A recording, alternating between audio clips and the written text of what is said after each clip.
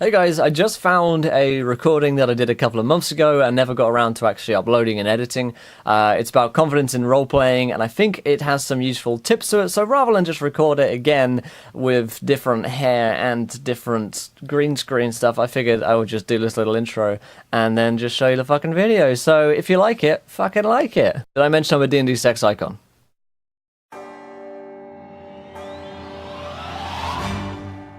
Hello everybody and welcome to Encounter Roleplay. My name is Will and today we're going to be talking a little bit about how to have confidence in your roleplaying. Now, for a lot of beginners, it's a difficult thing to come to a table or come to an online space and pretend to be someone else. Apparently, it's weird, especially if you're new to it. It can be a daunting challenge to step into the shoes of someone else and to roleplay as them, to speak as an elf, to speak as a dwarf, and it's something that people I see wanting to get a lot better at doing. The first step to becoming a better roleplayer is having confidence in yourself, and so we're going to talk a bit about how we can do that, how we can give ourselves some tools, give ourselves some assets in helping ourselves feel more confident when it comes to role-playing. The first thing I tell my newer players who come to me and tell me that they have some confidence issues is that you need to accept the fact that you may be new, you need to accept the fact that you're not going to be as fantastic as some of the other players who might be at that table, and to accept the fact that that's okay. It's fine to be learning, it's fine to be growing in confidence, and not to be intimidated by the other players at the table, or the fact that you don't know as much as the other players about the rules of the game. Not only is it important to accept that, but I think it's important to make that known of the rest of the group. It's very important to express to your Dungeon Master and to the rest of the group, and just say an opening statement, something like, guys, I'm pretty new at this, I'm not super confident about it, so just as a heads up, I might not be so great.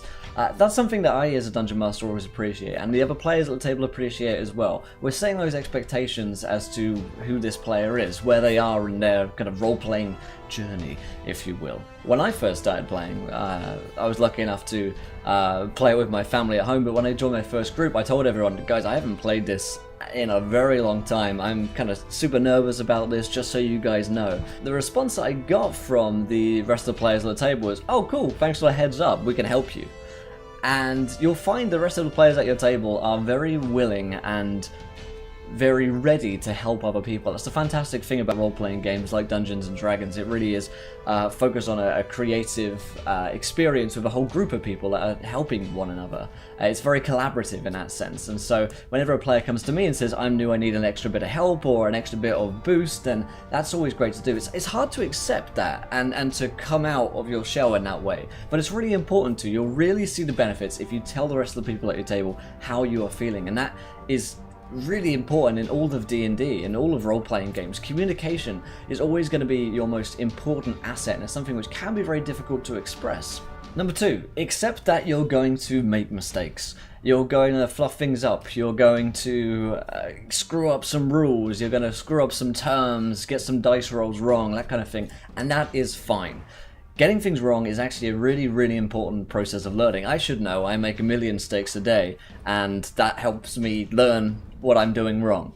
So when you come to the table and you're like, man, I'm going to screw this up, it's fine. Don't worry about it. There's a lot of pressure on new players that you put upon yourself that you're going to get something wrong, and that there's the idea that the rest of the players at the table are going to dislike you, or, you know, wow, this guy's a douchebag, he couldn't even roll a D20. That's not going to happen unless you're playing with dickbag. Now, obviously, this whole preface is that you're not playing with people that you don't want to be playing with, you're playing with supportive players. Make sure that you understand that D&D isn't about getting things right.